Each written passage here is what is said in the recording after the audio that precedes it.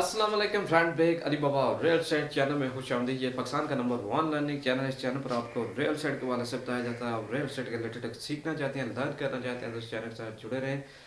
तो आज जो है द मिनी रियल एस्टेट जो बुक की समरी मैंने पिछली वीडियो में मैंने बनाई थी, उसका पार्ट 1 मैंने बनाया था। आज जो है उसका सेकंड पार्ट में बनाऊंगा। उसमें से जो उसका आज 7 नंबर पर जो पॉइंट है उसके ऊपर बात करेंगे।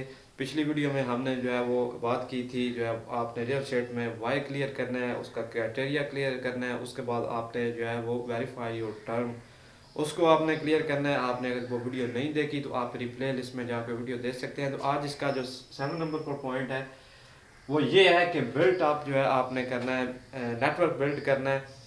तो ये नेटवर्क बिल्ड करना आपके लिए बहुत ज़्यादा ज़रूरी है। अगर आप रियल एस्टेट में एंट्री आपने ली है, एज इन्वेस्टमेंट कर आप कर रहे हैं, एज ए एजेंट के लिए कर रहे हैं, किसी भी वाले से आप रियल एस्टेट में अगर आपकी एंट्री है तो आपको ये चीज़ें पता होगी कि ये चीज़ें नेटवर्किंग कितनी ज़रूरी है। इसमें जो है नेटवर्किंग में आपकी जो रियल एस्टेट एक टीम है, नेटवर्किंग टीम है, उसमें आपके लॉयर्स हैं, उसके बाद आपके जो है वो अकाउंटेंट हैं, मैनेजर्स हैं, उसमें मुख्तलिफ़ किस्म के ब्रोकर हैं, और ये तमाम जितने भी हैं। उसके अलावा जो टेक्निकल फील्ड से ताल्लुक़ रखने वाले लोग, इसमें आर्किटेक्चर, इंजीनियर, ये तमाम जितने भी आपके रियल एस्टेट इंडस्ट्री को, आपकी रियल एस्टेट जर्नी को आगे लेके जाते हैं। तो ये नेटवर्किंग जो है आपके लिए बहुत ज़्यादा ज़रूरी है।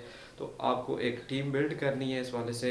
तो इसका जो 7वां पॉइंट है वो इस पर बात कर रहा है कि आपने जो है वो नेटवर्क बिल्ड करना है। और उसके बाद जो है हम अगर नंबर 8 पे बात करें कि इसमें आपके लिए एक जो है वो प्रो टिप्स है कि आपने जब भी इन्वेस्टमेंट करनी है तो आपको अपनी बैलेंस शीट जो है वो चेक करनी है। आपको अपनी बैलेंस शीट बनानी चाहिए जिसमें आपकी तमाम एसेट्स और तमाम आपकी लाइबिलिटीज़ जो है वो उसमें दर्ज हों, जिससे आप ये पता लगा सकेंगे आपकी नेटवर्थ कितनी है, आपके एसेट कितने हैं, आपकी लाइबिलिटीज़ कितनी है। देखिए, अगर आपके पास जो है वो एक्स्ट्रा इनकम है तो फिर आप उसे इन्वेस्टमेंट कर सकते हैं। अगर आपके पास एक्स्ट्रा इनकम नहीं है तो फिर आप उसे इन्वेस्टमेंट नहीं कर सकते। तो आपको अपनी बैलेंस शीट जो है उसको मेंटेन रखना है।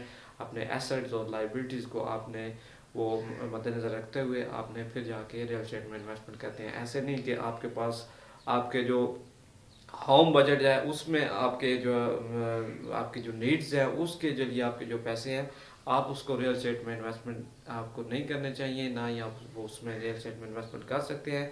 इन्वेस्टमेंट जब भी आपने करनी है, जबकि आपके पास एक्स्ट्रा इनकम होगी इन्वेस्टमेंट के लिए, तब ही आपको करनी चाहिए। अक्सर हमने देखा है कि लोग जो है वो मुख्तलिफ जो उनके घर की नीड्स के लिए जो उनके पास पैसे होते हैं उनसे जो है वो रियल एस्टेट में इन्वेस्टमेंट कर देते हैं, प्लॉट्स ले लेते हैं इंस्टॉलमेंट पे। तो इन चीज़ों से आपने जो है वो परहेज करना है। उसके बाद जो है नंबर 9 पर है कि आपने गुड जो है लीड्स किस तरह से जनरेट करनी है। तो ये भी एक बहुत अच्छा आपके पास जो है ऑप्शन होना चाहिए। आपको इससे सीखना चाहिए कि आप जो है किस तरह से एक जो है लीड जनरेट कर सकते हैं। तो आप जो है सोशल मीडिया के थ्रू कर सकते हैं, आप न्यूज़पेपर के थ्रू कर सकते हैं, आप जाके फिज़िकली जाके उस एरिया में आप विज़िट करके वहाँ के ब्रोकर से बात करके आप वहाँ से कर सकते हैं। तो ये मुख्तलिफ जो है परसेंटेज के हिसाब से आपको लीड जनरेट जो है वो करनी पड़ती है। सोशल मीडिया पर आपको जो है वो कम लीड जनरेट होती है, लेकिन आपको कम होती है। सबसे ज़्यादा आपको जो लीड जनरेट होती है वो आपको ब्रोकर के थ्रू होती है। जब आप फिज़िकली जाते हैं और जाके उसको सर्च करते हैं और ब्रोकर से बात करते हैं तो उससे आपको सबसे ज़्यादा लीड जो है आपको जनरेट होती है। ठीक है। उसके बाद जो है इसके जो 5 रूल्स हैं कि आपने जब जो है गुड लीड जनरेट करनी है तो उसके लिए 5 रूल जो है वो आपको ज़हन में रखने हैं कि आपको जो है वो कंप्रोमाइज़ नहीं करना। आपका जो क्राइटेरिया है आपने उस पर जो है कंप्रोमाइज़ नहीं करना। आप जब रियल एस्टेट की इंडस्ट्री में आपने एंट्री ली है, आपकी जो इन्वेस्टमेंट है, आपके जो गोल्स हैं, आपकी जो टारगेट्स हैं, उन पे आपको जो है बिल्कुल कंप्रोमाइज़ नहीं करना। रूल नंबर 1 तो इसका ये है। दूसरे नंबर पर है आपको जो है वो हर एक चीज़ को परखना है। आपको जो है वो जैसे कि आप किसी जगह पर जाते हैं, बाज़ार में आप कोई चीज़ खरीदते हैं तो आप उसको पकड़ के हाथ में ऐसे आप परखते हैं। इसी तरह ये एक फ़िज़िकल एसेट है, आपको प्रॉपर्टी को जाके चेक करना है, उसको आपने सही परख के उसको जो है उसके बाद आपने उसको बाय करना है। तो ये इसका जो है नंबर 2 पे इसका रूल है। और तीसरा जो इसका रूल है वो ये है कि आपने जो है बी ऑर्गेनाइज है, जो है सिस्टमेटिकली आपने बिल्कुल इस चीज़ को मद्देनजर रखना है कि अपने आप को आपने ऑर्गेनाइज रखना है। ये नहीं कि आपको चंद लोग आपको ये बात कह रहे हैं तो आप उनकी बातों की तरफ आपने उनको फॉलो करना है। कुछ लोग जो है आपको कुछ और बात कह रहे हैं तो उनको आपने फॉलो करना है। तो आपने खुद को ऑर्गेनाइज रखना है, आपको पता होना चाहिए कि आपने क्या करना है क्या नहीं करना, ठीक है। तो ये चीज़ें आपको जो है वो जहन में रखनी है। उसके बाद आपने जल्दी नहीं करनी, इन्वेस्टमेंट में आपने जल्दी नहीं करनी, मुकम्मल प्रॉपर ड्यू डिलिजेंस के बाद जाके आपने वो प्रॉपर्टी खरीदनी है या इसमें इन्वेस्टमेंट करना है। तो ये गुड या नीड के वाले से जो है ये पॉइंट बात कर रहा है, ठीक है। उसके बाद फाइनेंस है, नंबर जो है वो 10 पे है कि फाइनेंस आपने किस तरह से करनी है। ये फाइनेंस आपको मुख्तलिफ तरह से हो सकती है, आप प्राइवेट लोगों से भी फाइनेंस कर सकते हैं, उसके अलावा बैंक से आप कर सकते हैं। मुख्तलिफ किस्म की कंपनियाँ जो आपको जो है वो लोन देती हैं या फाइनेंस के लिए आपके पास मुख्तलिफ ऑप्शन होती हैं।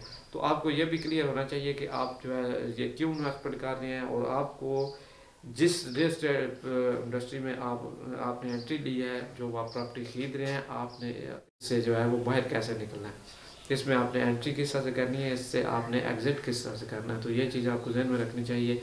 तो आपके पास मुख्तलिफ जो है वो ऑप्शन हो सकती है, बैंक वाली भी, प्राइवेट लोगों से भी आप जो है वो इन्वेस्टमेंट अपनी फाइनेंस जो है वो कर सकते हैं।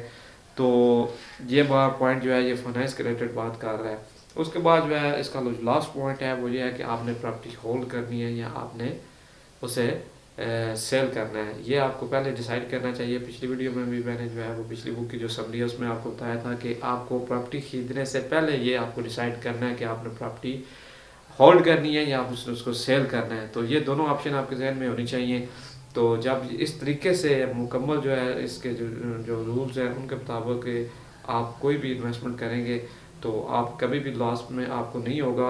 ये 100% तो नहीं कहा जा सकता, किसी जगह पर प्रॉपर ड्यू डिलिजेंस के बाद की जो है लोगों के साथ जो है फ्रॉड हो सकता है, या उनको जो है वो उसमें उनकी इन्वेस्टमेंट जो है वो उस तरह से उनको रिटर्न नहीं दे पाती। लेकिन फिर भी आपको इन रूल्स को फॉलो करना होगा। ये जो बुक समरीज है इसमें जो है वो तमाम चीज़ें मैंने आपके साथ जो है वो शॉर्टली आपके साथ शेयर की हैं। तो आप मज़ीद अगर इसके बारे में जानना चाहते हैं तो आपको जो है वो गूगल पर ये बुक्स आपको अवेलेबल मिल सकती हैं, PDF ड्राइव में। आप वहाँ पर जाके सर्च करके इस बुक को जो है वो स्टडी कर सकते हैं।